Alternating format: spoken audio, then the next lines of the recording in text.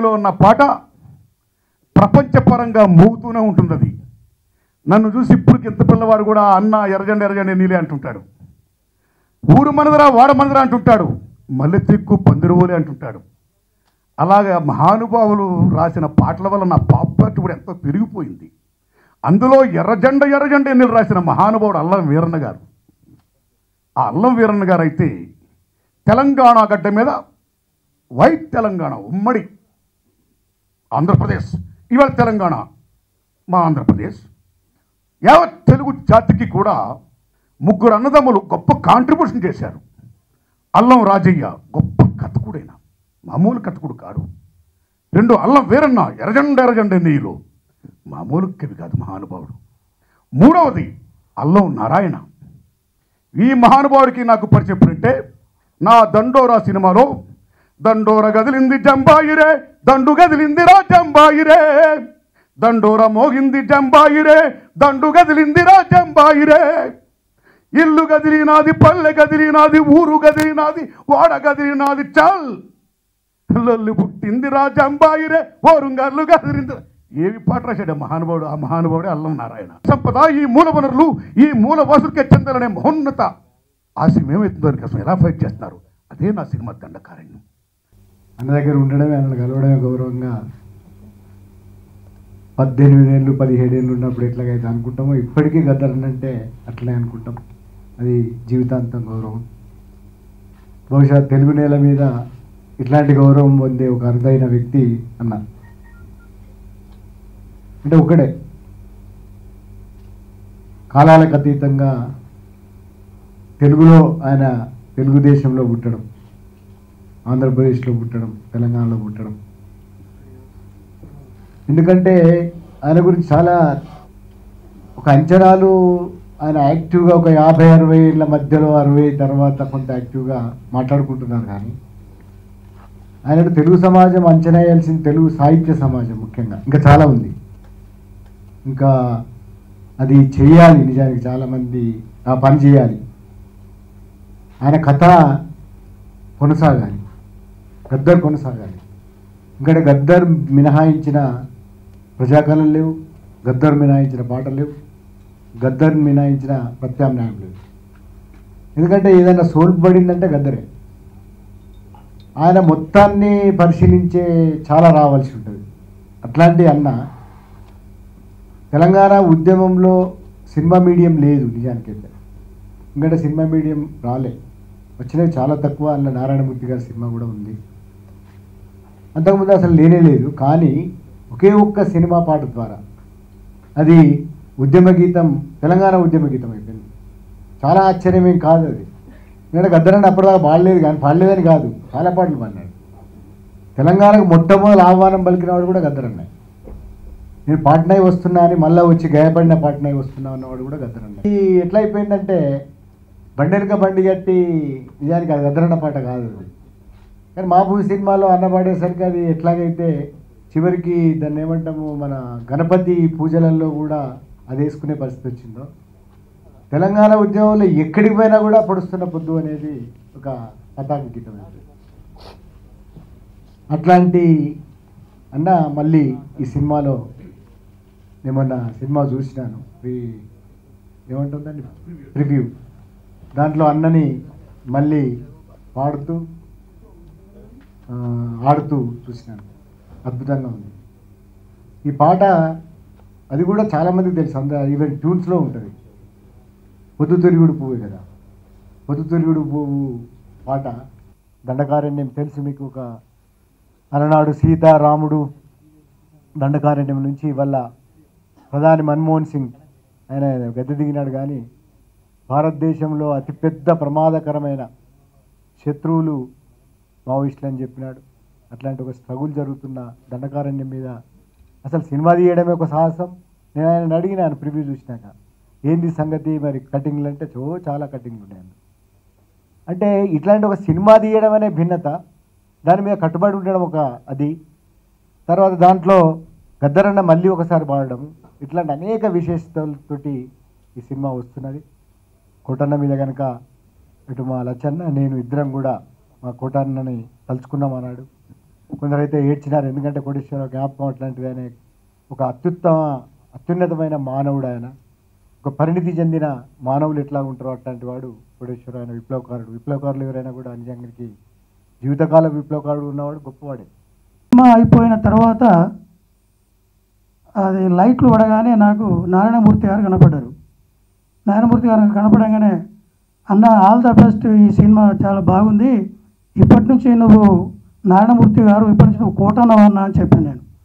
నువ్వు కోటన్నగా మిగిలిపోతావు, అంత గొప్పగా జీవించను నటించను అని చెప్పడం జరిగింది. మరి దండకారణ్యం సినిమా నేను తీస్తాను కోటేశ్వరరావు గారి మీద అని చెప్పి నాకు ఒక సంవత్సరం క్రితమే వారు చెప్పిండ్రు. దాని ప్రకారమే దీన్ని తీయడం జరిగింది. అయితే నన్ను ఈ సినిమాకు దండకారణ్యం సినిమా ముఖ్యంగా మధ్యలో రోజుల కోటేశ్వరరావు విప్లవ నేపథ్యాన్ని ఇతివృత్తంగా తీసుకొని తీసినటువంటి సినిమా. ఈ సినిమాకు నన్ను దీని సీడీ ఆవిష్కరణకు అతిథిగా నన్ను ఆహ్వానించినప్పుడు ఇది గొప్ప అవకాశంగా నేను భావించిన. అన్నయ్య ముఖ్య అతిథి గద్దరన్నయ్య అల్లమన్న అంటే గద్దరన్న పాటలకు మేము లేము, అంటే ఊరికే చెప్పుకోవడం, కానీ ఈ మార్గం ఇట్లా రాసి ఏమన్నా ఆయన దాంట్లో మేము 1% అది ఏదో సందర్భం వచ్చినప్పుడు ఆయన ఒప్పుకోడు. కానీ ఆయన రాయడం మొదలు పెడితే సినిమాల్లో ఆయన కానీ ఆయన వెలువడి ఆ ఇన్స్పిరేషన్ ఇచ్చే ఉద్యమం బతుకున్నట్లు ప్రదర్శించడం. తర్వాత కాలంలో మార్గదర్శకంగా చాలా ఏ కవి వచనం అయితే నేను పతంజలి వచనం ఎట్లా ఇస్తున్నాం, తర్వాత మోహన్ ఆర్టిస్ట్ వచనం ఎట్లా ఇష్టం, అలనారాయణ గారి వచనం అంత కవితాత్మకంగా ఉంటే అంత గొప్పవాడు పెద్ద ఆయన. తర్వాత ఆయన ఆచరణ కూడా అంతే. అంటే ఏ స్థాయిలో ఏ పదవులు ఉన్నా ప్రజలు ప్రజా ఉద్యమాలు వాటి పట్ల ఆయనకున్న అపారమైన ఆ నమ్మకం వేరు.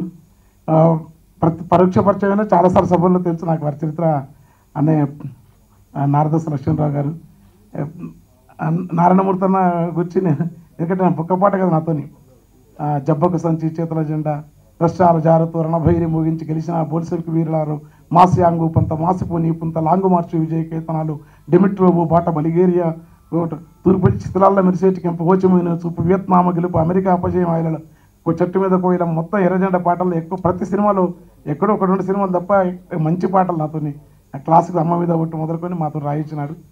వేరే వాళ్ళ అన్న అది ఉత్తరాంధ్ర పాట మొదలుకొని ఆయన ప్రతి సినిమాలో మాకు అట్లా చేస్తాడు. అన్నిటికంటే అలనారాయణ చెప్పినట్టు ఆయనకున్న నిబద్ధత, ఆయనకున్న ఆదర్శమైన జీవితం, తర్వాత బోలాతనం కూడా ఊరికే ఆయనకేం లోపల నారాయణమూర్తికి ఏముండదు, ఏమి అట్లా ఆయనకున్న పరిచయాలను ఎక్కడ, అందుకనే ఇన్ని సినిమాలు చేయగలుగుతాం ఆయన మంచితనంతో. నిజం కూడా ఆయన ఆ బోలాతనం అనే ఆ మనిషితనం, తర్వాత తాత్వికుడు, చాలా సీరియస్ రాజకీయ తెలుసు ఆయనకు. పైకి అంటే సినిమా రంగంలో ఉన్నందుకు ఈ మార్గంలో తను ప్రజలకు చేయాల్సినంత చేస్తున్నాడు. వారి ఆదర్శ జీవితం పట్ల అపారమైన గౌరవం మాకు. గద్దరన్న అయితే ఆయన నోట్లో మేము ఆయన పాదాల్లో ఒక మట్టి రేణులాగా. తమ్ముడు యశ్పాల్ చాలా సహృదయుడు, ఇందులో మంచి పాట రాసినాడు, చాలా పాటలు రాసినాడు. తిరుపతి మంచి పాట రాసినాడు. ఆయన మా జీప్ మా మిత్రుడు. ఆయన అసలు మమ్మల్ని భరించుకుంటే చాలా పాటలు చేస్తాడు. ఇది నేను నాకు ఏంటంటే వీళ్ళందరూ ఈ పాటలో గిచ్చన గిరిమల్లో పాట రాసిన అది. ఆ పాటలు ఏంటంటే నేను చేసిన చిన్న పని ఏంటంటే ఒక ఉద్యమం కాదు, ఎర్రజెండా. నాకైతే ఒప్పుకుంటే సుందరయ్య గారిని చంద్రశేఖర్ చెప్పిట్టు నాకు ఎర్రజెండా అంటే అన్నీ, అంటే సూర్యోదయం లక్షల సంవత్సరాల సూర్యుడున్న సూర్యోదయం ఎగట్రాదు. తల్లి చనబాలు యుగాల నుంచి జీవులు తల్లి చనబాలు తాగుతున్న తల్లి చనబాలు లేకుండా దానికి స్వచ్ఛత ఉండదు. హిమాలయ పాదంలో ఉద్భవించిన గంగా నదికి ఎప్పటికీ ఆ పవిత్రత అవ్వదు. అట్లనే బుద్ధుని యొక్క త్యాగానికి, క్రీస్తు త్యాగానికి అట్లా ఒక సమాజంలో అసమానతలు ఉండొద్దు, సత్యం ఉండాలా, ధర్మం ఉండాలా, న్యాయం ఉండాలనే భావన, అది అనేక ఉద్యమాల నుంచి వచ్చిన ఎర్రజెండా ఎప్పటికీ సత్యం. అది పాటించడంలో పాటించకపోతే వాళ్ళ కర్మ, అది వేరు. కానీ ఎర్రజెండా అంటే అట్లాంటి ఒక నమ్మకం. అది కనుక దాన్ని నేను అందులో అందరినీ కలిపినా. నేను తోవకు చుక్కాని చారు మజుందారు నావకు తెరచాప చంద్రపుల్లారెడ్డి, తోవకు చుక్కాని చారు మజుందారు నావకు తెరచాప చంద్రపుల్లారెడ్డి, వెలుగుల దివ్యలు తరిమెల డీవీలు, దేవులపల్లి వెంకటేశ్వరరావు తిరుమలనాయుడు గారు. వెలుగుల దివ్యలు తరిమెల డీవీలు ఓరుగాలి దరువు పానిగ్రాయి పాట,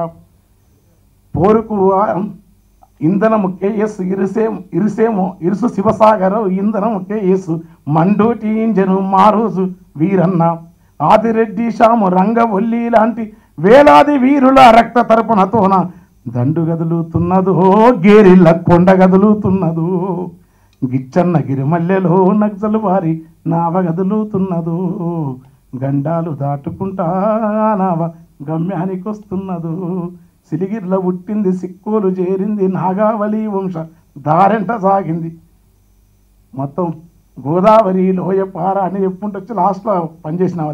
అది నాది కదా. గ్రామ్సీ, లూయి, తర్వాత కమ్యూనిజం వచ్చిన తర్వాత కూడా ఎట్లా సమాజం ఉండాలి దాంట్లో ఏంటంటే దున్నేటి భూములు పండేటి భూములు దున్నేటి రైతుల సొంతమయ్యి సొంత ఆస్తి పోయేదాకా పాడి ఆవులు గొర్రెల పాల సంపాదంతా పల్లె సొంతమయ్యి సిరులు గురిదేదాకా కాలుష్యమే లేని కంపెనీ ముంగిట్ల కార్మికుడు శ్రమ సౌఖ్యం అనుభవించేదాకా రాజులు మంత్రులు నాయకులు అనుచరులు ఇది రాష్ట్రం చెప్పి ఒక పాట పాడి కూర్చుంటా అంతే.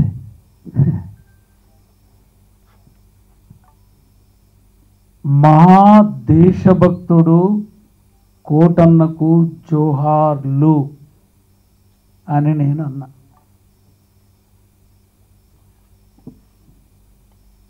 చాలా స్పష్టంగా ఈ సుదీర్ఘమైన 68, 69లో వచ్చిన మూమెంట్ ఇంజనీరింగ్ చదువుతున్నా అంటే ఎంతకాలం గడిచిపోయింది. 71, 72 నుంచి యాక్టివ్గా అంటే 68, 69లోనే ఒక సామాజిక ఉద్యమాలు అంబేద్కర్ పూలే భావాలున్న తల్లిదండ్రుల బిడ్డను ఒక విప్లవోద్యమం దిక్కు ప్రయాణం జరిగింది. అంటే 68, 69 బ్యాచ్ నాది ఇంజనీరింగ్ ఉస్మానియా. అక్కడి నుండి మాది 68, 69 బ్యాచ్ ఉస్మానియా ఇంజనీరింగ్ కాలేజ్. మొత్తం సినిమాలో దేశభక్తుడు కోటన్నకు జోహార్లు అనలే, మహా దేశభక్తుడు కోటన్నకు జోహార్లు. సో ప్రియమైన పత్రికా విలేకరులారా, ఇది ఒక మహా దేశభక్తుని సినిమా. ద టైమ్ అండ్ స్పేస్ అంటారు. టైమ్ అండ్ స్పేస్ చాలా ముఖ్యం. అది ఈరోజు ఒక మహా దేశభక్తుని కోటన్న అనే సినిమా వచ్చింది. చాలా రిలవెంట్. ఆ సినిమా తీసి మొన్న వేసిన తర్వాత ఎవరు దేశభక్తుడు అనే చర్చ భారతదేశం మొత్తం స్టార్ట్ అయింది. Who is patriotic? What do mean by patriotism? దేశభక్తుడు అంటే డిఫైన్ చేయాలి కదా. దేశభక్తుడు అంటేనంటే డిఫైన్ చేయాలి కదా, ఏంది దేశం అని. చాలా సింపుల్. మనం ఏ కోటన్న గురించి చెప్పుకుంటున్నామో ఈ దేశంలో ఉండేటటువంటి వనరులు, అదే కదా ముఖ్యం. ఎకానమీ అంటే వనరులే. దాని గురించి చాలా డిబేట్ చేస్తుంటాము మనం. చాలా చాలా సూటిగా రాయాలి ఇప్పుడు ప్రజలకు. వనరులే కదా పంచభూతాలని, భూమి, నీళ్లు, గాలి, ఇక్కడ అడవులు, శ్రమశక్తి, ఇవన్నీ ఇక్కడి వాళ్ళకే దక్కాలి. సేమ్ థింగ్ తెలంగాణ ఉద్యమం కూడా అక్కడనే నీకు అది ఆ కల్మినేట్ అవడము ఆ విధంగా ఇండైంది. ఎట్లయినా పరిణామ దశ అంటారు. విత్తుగా ఉన్నప్పుడే ఒక దశ, అది మొలకైనప్పుడు పరిణామ దశలోకి వస్తుంది. ఆ పరిణామ దశ ఆకులైనప్పుడు గుణాత్మకమైన దశ వస్తుంది. ఆ ఆకులు మళ్ళీ పరిణాత్మం చెందుతుంది, మొగ్గ దశలోకి వస్తుంది. ఆ మొగ్గ పువ్వు అయినప్పుడు గుణాత్మకంగా మారుతుంది. ఆ పువ్వు మళ్ళీ పరిణామక్రమం జరిగి పండు అవుతుంది. ఒక ఇత్తు 10 ఇత్తులు అవుతాయి. దాని సామాజిక ప్రయోజనం నెరవేరుతుంది. That is the what exactly. ఇప్పుడు ఉద్యమాన్ని మనం ఎనాలిసిస్ అట్లా చేయాలి. తెలంగాణ ఉద్యమం, ఆ ఉద్యమం అట్లా వచ్చింది మేము తెచ్చినవని కాదు. ఇంతకుముందు పెద్దలు చెప్పారు ఎట్లా పాటలు కానీ సాహిత్యం కానీ ఒక భాగం. ఇప్పుడు వచ్చినటువంటి దండకారణ్యం అనేటటువంటి భారతదేశం యొక్క ఎకానమీ, గుండెకాయ అయినటువంటి ఎకానమీ దాన్ని రక్షించుకోవాల్సిన బాధ్యత మన భారతదేశం ఉందని చెప్పే మెసేజ్ ఇచ్చేదే ఈ Dandakaranyam cinema. What is the essence of a film or a song or a music, a dance or a light? నాకు అర్థం కాదు. సామాజిక ప్రయోజనం ఉండాలి కదా. ఆ సామాజికమైన ప్రయోజనం, సమాజం గురించి మాట్లాడుతున్నప్పుడు సమాజం, ప్రకృతి, మానవ సమాజం, మానవ ఆలోచన, ఇది డిస్కషన్. ఇదా ప్రకృతి, మానవ సమాజం, మానవ ఆలోచన. దండకారణ్యం అనేటటువంటి ఒక అడవి, పోనీ అడవి అని ఊరుకోలే కదా. ఆ దండకారణ్యంలో అది ఒక కాలంలో వస్తువులు ఇచ్చి తీసుకునేవాళ్ళు. దాని తర్వాత రాగి పైసలు వచ్చినాయి, దాని తర్వాత నోట్లు వచ్చినాయి, దాని తర్వాత ఎండి బంగారం వచ్చింది, ఎక్స్చేంజ్. ఇప్పుడు డాలర్ అయింది. That you have to keep it in our mind. ఓ ప్రియమైన దేశభక్తులారా, దేశమని చెప్పేటటువంటి భారతదేశంలోని ఓ దేశభక్తులారా, మీరే వైపు అని అడుగుతున్నా నేను. మహా దేశభక్తుని వైపా, లేదా దేశం గురించి భజన చేస్తూ మళ్ళీ ఈ దేశాన్ని ఆర్థికంగా, సామాజికంగా, సాంస్కృతికంగా, కల్చరల్గా తాకట్టు పెట్టడానిక అడగడానికి ఈ దండకారణ్యం ప్రశ్న. That is the essence of the film. అంటే ఒక ఫిలింలో ఒక డైరెక్టరు లేదా ఒక కథ రాసుకుని నేను ఏం చెప్పదలుచుకున్నాడు, ఒక మీన్ కావాలి కదా, ఒక మీడియా కావాలి కదా, ఒక హీరో ద్వారా, ఒక పాట ద్వారా అది చెప్పదలుచుకున్నాడు. ఆ దండకారాన్ని రక్షించుకోవాల్సిన బాధ్యత చెప్తుంది ఈ సినిమా. ఈ రూపంలో 58% నీ ఎకానమీకి తీసుకొచ్చిన వాళ్ళు దేశభక్తులైతారా? ఈ భూములు, ఈ నీళ్లు, ఈ వనరులు, ఈ గాలి, ఇదంతా మాది, మాకు కొంచెం చెందాలి అనేది అవుతుందా? అది చెప్పడానికే ఈ దేశంలో భూమి సమస్య తీసుకొని వచ్చారు, నీళ్ళ సమస్యను తీసుకొని వచ్చారు. మా వనరులు మాకే దక్కాలి. ఒక్కసారి దక్కడం మొదలు పెడితే ఇంటర్ రిలేటెడ్ ఎకనామిక్ ప్రాబ్లమ్స్ అని పోతాయి. అది ఇంటర్ రిలేటెడ్. నీ వనరులు అడవిలో వీళ్ళంతా మన వాళ్ళంతా పోయినాం, చూసినాం, ప్రాక్టికల్గా ఉన్నాం. ఆకునుగాను నోటునంటది తుంకి ఆకు చూడో ఓరన్నా, పసరు బిండితే పైసలైతాయి. మొత్తం ఆ పాటలో మా వెంకన్న అయితే గొర్రెట వెంకన్న పాడుతుండే. ఇప్పుడు నాకు జ్ఞాపకం లేదు. మూర్తి నేను కూర్చున్న తర్వాత ఆయన అప్పుడప్పుడే రాసి, అప్పుడప్పుడే పాడి, అప్పుడప్పుడే పోయినా. అది నా పద్ధతి. 5 నిమిషాల్లో పాటలు రాసేసిన, 10 నిమిషాల్లో ఒకటే స్ట్రోక్లో పాడేసిన. చెప్పిన జీవ్ నన్ను క్షమించాలి, నాకు మ్యూజిక్ తెలియదు, యాస పాస తెలియదు, ఎత్తు వంపు తెలియదు. నేను ఒక్కసారి ఎత్తుకున్నంటే ఆ అమరవీరుని తలుచుకొని పాడతాను చెప్పాను. మొట్టమొదట ఆ పాట లోలో ఉంది. మూర్తి చెప్పాడు, అన్న ఏమనుకోకు, నువ్వు పాడమన్నావు. పాడమే కదా, ఆయన ప్రాణం ఇచ్చిండని తెగించి పాడాను. మళ్ళీ వచ్చి దగ్గుతుంటే నెత్తురు పడ్డది. అప్పుడు అనుకున్నా, పోని నా స్నేహితునికి ఈ విధంగా నా రుణం చెల్లించినాను.